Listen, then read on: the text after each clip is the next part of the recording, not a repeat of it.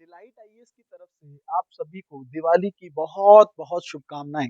और मेरी दुआ है आप लोगों के लिए कि जो भी बच्चे जिस भी एग्जाम की तैयारी कर रहे हैं, जिस भी एग्जाम के लिए दिन रात मेहनत कर रहे हैं, जिस पोजीशन और ओहदे को लेकर दिन रात अपने मन में बड़े बड़े सपने संजोकर बैठे हैं, जिसके लिए कठिन परिश्रम कर रहे हैं, उस एग्जाम में आप जल्दी से जल्दी सफल हों। ये मेरे दिल से आप लोगों के लिए दुआ है।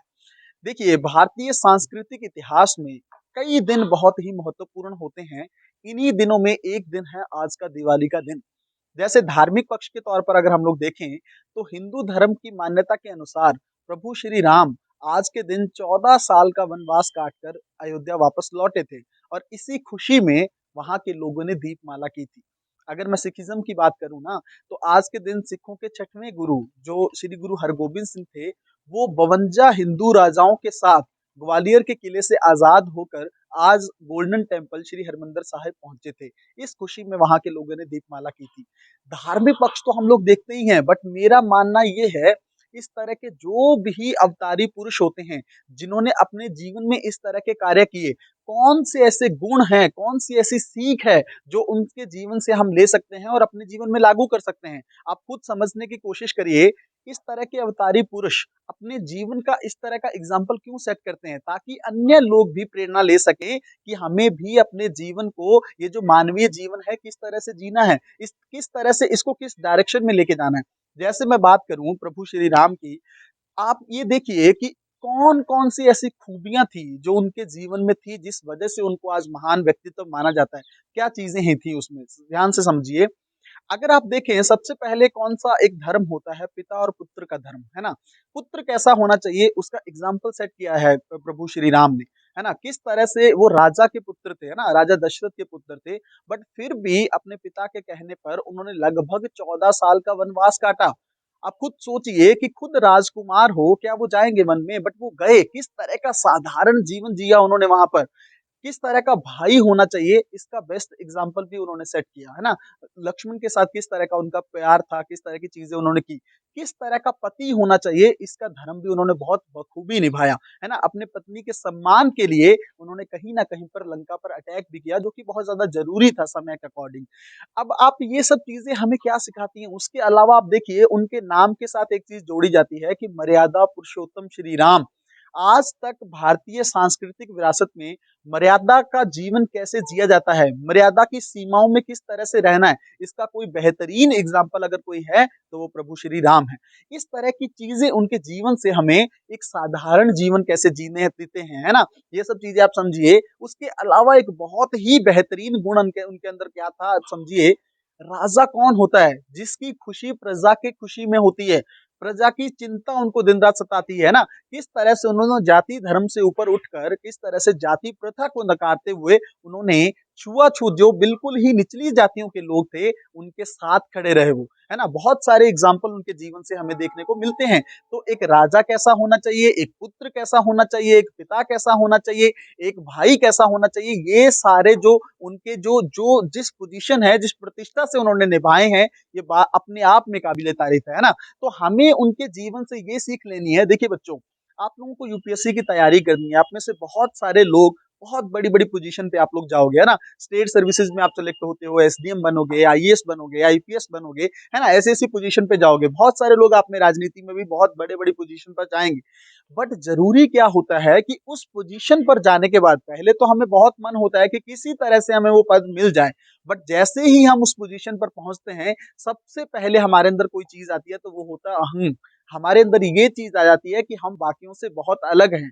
और यही चीज इंसान की कहीं ना कहीं पर उसको गलत दिशा यहाँ से उसकी शुरू हो जाती है, और बहुत ही गलत जीवन वो जीने लगता है। वो बाकियों से खुद को अलग समझने लगता है, जबकि होना क्या चाहिए, बहुत ही साधारण जीवन जीना चाहिए। आप अगर मान लीजिए आपको कोई पोजीशन मिल भी गई, अगर आप कोई पद मिल भी गया, उससे क्या हो गया, क्या आप बाकियों से अलग हो गए? जरूर ये है कि स्किल्स आप में कुछ अच्छी हो सकती हैं, आपने मेहनत की, आपको वो चीजें मिल गई। बहुत सारे लोग देखिए, इसके एग्जाम्पल तो बहुत मिल जाएंगे कि आईएएस बनने के बाद वो आम लोगों से बात नहीं करते हैं। बट इसके एग्जाम्पल बहुत चुनिंदा हैं, जो लोग इतनी बड़ी पोजीशन पर पहुंचने के बाद भी साधारण जीवन जीते हैं। उनकी ज्यादा इज्जत की जाती है, उनका ज्यादा सम्मान है, और मुझे लगता है वही ज्यादा जरूरी भी है। क्योंकि अगर आप बाकियों से अपने आप को अलग मान लेंगे, आप अपने अंदर ये मानने लगेंगे कि हमसे तो महान कोई है ही नहीं, तो फिर आप उनके लिए काम कैसे करेंगे?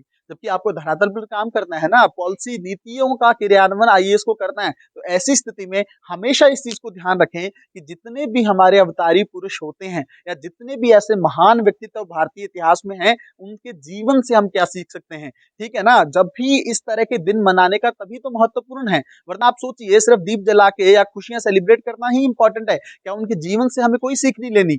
उसके अलावा समझने का प्रयास करें, है ना? हम लोगों ने बात की सिखों के जो 6वें गुरु थे, गुरु हरगोबिंद सिंह। सबसे पहली चीज़ अगर उनके अंदर आप देखें, आज के दिन से ही रेलेवेंस अगर देख लें, तो उनको जहांगीर ने आज़ाद कर दिया था।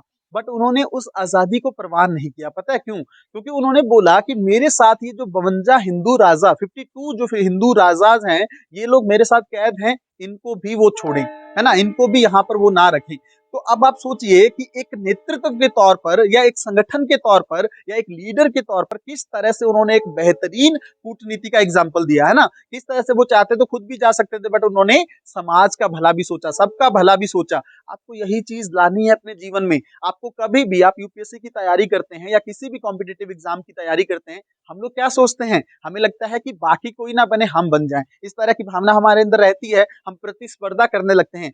कंपटीशन करना गलत नहीं है, बट हेल्दी कंपटीशन करना चाहिए। आप किसी को दूसरे को दबा के अपने आप को आगे लेकर जाएं, ये कभी अपने जीवन में सोच नहीं होनी चाहिए। हमेशा ये सोचिए कि अगर मैं मेरा ज्ञान भी है या मेरे नोट्स भी हैं, मैं किसी के साथ शेयर कर सकता हूँ, चीजें मैं बांट सकता हूँ, अपनी स्ट्रेटेजी किसी को बता सकता हूँ जिससे उसका भी भला हो सकता है, तो हमें उस पर ज्यादा ध्यान देना चाहिए। हमेशा ये भाव होना चाहिए, टीम वर्क, संगठन का भाव आपके अंदर अभी से बिल्ड होना चाहिए। कल को आप आईएएस बन के भी लीड करेंगे, आपके नीचे बहुत सारे जूनियर जो हैं वो वर्क करेंगे, आपको उनको एक टीम के रूप में वर्क करवाना है, ठीक है? तो आपके अंदर वो काबिलियत होनी चाहिए। मैं आज के दिन आप लोगों से यही आग्रह करना चाहूंगा कि देखिए, जीवन में जितने भी दिन इंपॉर्टेंट होते हैं, भारत में सबसे ज्यादा उत्सव मनाए जाते हैं ना, फेस्टिवल सीजन जो है भारत में सबसे ज्यादा है। क्यों? क्योंकि भारत के इतिहास में बहुत सारे ऐसे महत्वपूर्ण व्यक्तित्व हुए हैं जिनके जीवन में, जिन्होंने लगातार संघर्ष किया, लगातार उन्होंने अपने जीवन में हार नहीं मानी और इस तरह के एग्जाम्पल सेट कर दिए कि हम हमारे आने वाले कई हजार सालों तक हम उनके जीवन से बहुत सारी चीजें सीख सकते हैं, है ना? इस तरह का उन्होंने कहीं ना कहीं पर इस तरह का कार्य किया, हमें वही करना है। हमें उनके जीवन से चीजें सीखनी है, तभी हमारा आज का दिन मनाने का कहीं ना कहीं पर उसकी रेलिवेंस है, वरना उसकी कोई इंपॉर्टेंस नहीं है। अगर हम लोगों ने सिर्फ आज पटाखे जला लिए, थोड़ा एंजॉयमेंट कर लिया, दीप जला लिए, बट उनके जीवन से अगर हमने नहीं सीखा, तो कहीं ना कहीं पर ये उनको सच्ची श्रद्धांजलि नहीं होगी। ठीक है, तो मुझे बस इतनी ही बातें आप लोगों के साथ करनी थी और मैं उम्मीद करता हूं कि हो सकता है कुछ चीजें मैंने अच्छे से बोलने की कोशिश की है कि आप लोगों के मन में आ जाएं, वो गुण जो हैं, वो क्वालिटीज जो हैं, वो उन आपके अपने जीवन में आप अपना सको। फिर भी अगर मान लीजिए किसी को कोई ऐसी चीज मैं बोल गया हूं जो बिल्कुल आप लोगों को सही ना लगी हो या कुछ इस तरह की चीजें हैं धार्मिक पक्ष के तौर पर, तो कृपया करके मुझे माफ करिएगा। और मैं आप लोगों से आग्रह करता हूं कि आप इसी तरह से अपनी तैयारी में दिन रात मेहनत करते रहें। अगले दिवाली को लेकर प्रण करें। आज अपने जीवन में आप इस चीज को लेकर प्रण करें कि अगले साल मुझे किसी ना किसी एग्जाम में सेलेक्ट जरूर होना है। अगले साल के एग्जाम तक मुझे कौन कौन से टारगेट जो है वो हासिल करने हैं।